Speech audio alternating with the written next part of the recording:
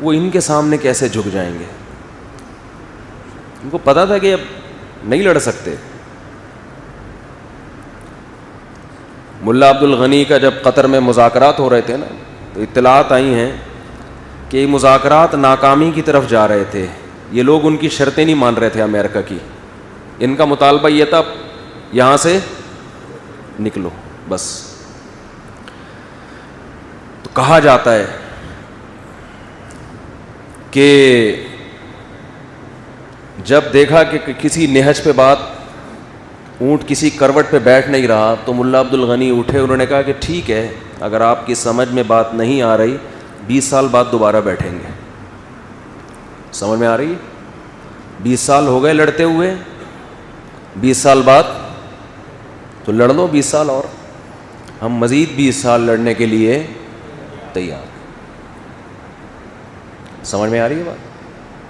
اب تو آپ کے اچھوں کو بھی سمجھ میں آئے گی انشاءاللہ. اب تو آپ کے اچھوں کو بھی سمجھ میں آئے گی.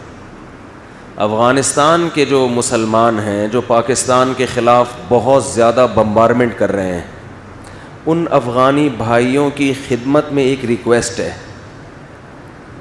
وہ یہ کہتے ہیں کہ ہمیں برباد بھی تو تم ہی نے کیا نا.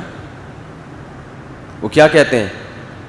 پاکستان جنرل مشرف نے اڈے دیے، بھائی حکومت بن گئی تھی، جہاز یہاں سے اڑ کے گئے ہیں، ان پہ بمباری کی، اور ان کی گورنمنٹ کو بولنے پر گورنمنٹ نے پابندی لگائی ہے کیا بھائی؟ ان کی گورنمنٹ کو کیا کر دیا؟ ختم. تو امریکہ کو گھسانے والا کون ہے؟ پاکستان ہے. تو ہمیں تباہ بھی تو تم ہی نے کیا.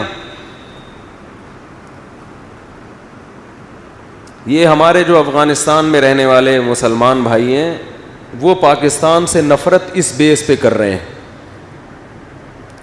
تو ان کی خدمت میں عرض یہ ہے کہ ہم کبھی بھی اپنے ملک کے اس اقدام کی نہ اس وقت حمایت کرتے تھے اور نہ اب. اس وقت بھی ہم نے کھلے عام اس عمل کی مخالفت کی تھی کہ اپنے آپ کو ظلم سے بچانے کے لیے کسی اور پہ ظلم کرنا کسی قیمت میں جائز نہیں ہے. جنرل مشرف کا یہ کہنا تھا کہ آج اگر ہم امریکہ کے سپورٹر نہیں بنتے تو امریکہ ہمیں پہاڑوں اور پتھروں کے دور میں لے جائے گا، مار دے گا ہمیں. تو یہ دنیا کا کون سا اصول ہے کہ اپنے آپ کو بچانے کے لیے دوسرے کو مرواؤ؟ یہ کہیں بھی کسی کتاب میں نہیں ہے یہ. تو ہم نے اس وقت بھرپور مخالفت کی تھی. لہذا ہم پاکستان کے اس اقدام کو کبھی بھی اچھا نہیں سمجھتے. ظلم ہوا ہے، غلط ہوا ہے، لیکن اس بیس پہ جب آپ پاکستان سے نفرت کر رہے ہو تو آپ کی خدمت میں ایک بات عرض کرنی ہے، اسے آپ غور سے سنیں.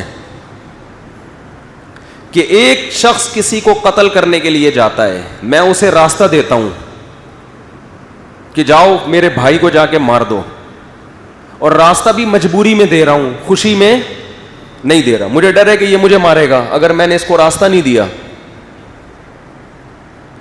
میں اپنے آپ کو بچانے کے لیے اس کو راستہ دیتا ہوں کہ جا کے اس کو مار دو تاکہ میں بچ جاؤں. مجھے اس سے ذاتی دشمنی نہیں ہے، میرا مقصد اپنے آپ کو بچانا ہے، جو کہ غلط ہے.